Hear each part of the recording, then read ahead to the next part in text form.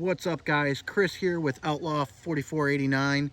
We're doing a review of a 2021 Lotus Evora GT. So be sure to like, comment, subscribe, share, and we're going to keep bringing you some good content.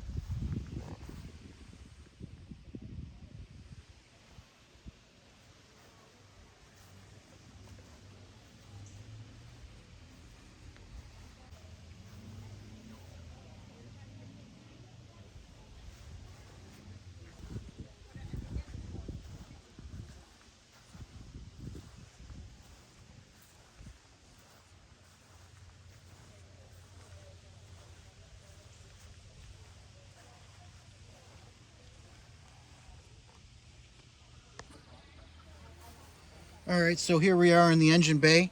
You've got a small trunk, maybe fit a set of clubs in it. Going to the motor, we've got a Toyota sourced 3.5 V6. It's been supercharged by Lotus, super reliable, and that produces 416 horsepower.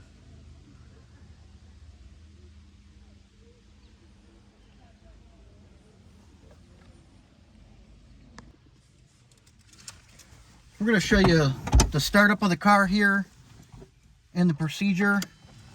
So key in, all the way on, your dash will light up, and then all the way on the left here you've got your engine start button. Evora comes up on your screen. Okay, so we're going to start from the left to the right of the car and give you a quick view of the controls. Right here you've got your left-right mirror adjustments. Next you have the headlight controls. It is manual, so you have to turn parking lights on, headlights on, and then back off. Next to that, might be tough to see, but you actually have a knob to adjust the lightness or darkness of this screen here. Moving on to the screen right here, you've got a little bit of information. The PSI will pop up once you've rolled the tires a little bit and they warm up. It'll pop up and give you the actual data. You've got your gas gauge, of course. You've got a timer. You've got your range. You have a instant MPG. You have an average MPG. One trip meter. And then back to your PSI. I like to leave that there to keep an eye on the tire pressure. Moving over to the center, you've got traditional tachometer. You've got a very small digital miles per hour, you can see. Kind of tough to see there, but that's kind of cool. It's actually really easy for the driver to see. You've got your full speedometer, and then moving over to the right side, you've got gear shift indicator, you've got your clock, outside temperature, mileage on the car. There is some ways to manipulate some of this information through some controls on the switches here, but we'll save that for another video. Moving over to the center of the car, we've got your radio, which I actually plugged in a wireless unit to give me wireless CarPlay. So in the glove box there's a USB, and you can basically put any wireless CarPlay and it'll play nice with the Alpine stock factory unit. The unit's not bad. It's actually got a really nice sound system if you mess with the settings, especially if your car came with the subwoofer option.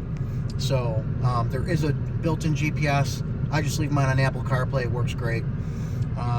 Going up to here, the car actually features driver and passenger heated seats.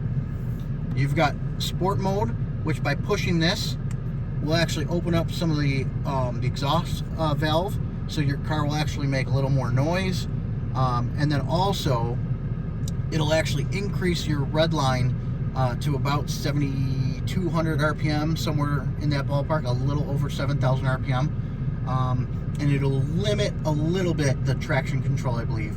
So if you go to race, you would actually push and hold that. Again, it'll raise the red line, and it'll also defeat a lot of the traction control, stability control. So really, if you're on a track where you want to spin the tires, that mode's going to do it for you. You've got your cautions, you've got your unlock lock button, and then when you're in standard mode, you've actually got your exhaust button, so you can manually turn on the exhaust valve to make it a little bit louder. Tough to hear in the video, but when you press that, you'll get a little more sound.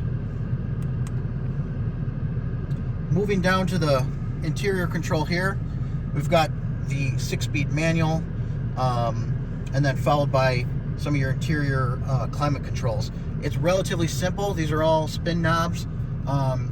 They have a nice couple of clicks to them. There's really only a few actual settings, but you can get nice small clicks each time.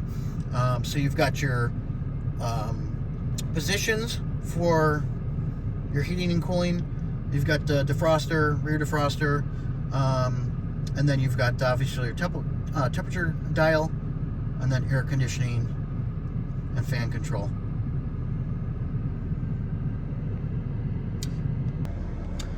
On the passenger footwell, you'll actually see this lever here, and that'll be the lever that pops the front unit, the black piece there. That'll get to your windshield washer and your coolant level to check that out. Moving back up top here, we've got your glove box.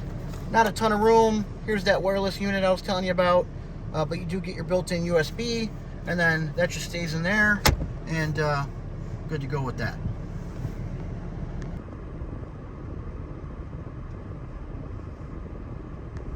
So right here on the driver's side door, you've got trunk release, fuel cap release. So they're hidden nicely on the driver's side door. Okay, we're at the rear of the car here, and as you can see, it's a very small rear seat. Probably can get 2 children in there.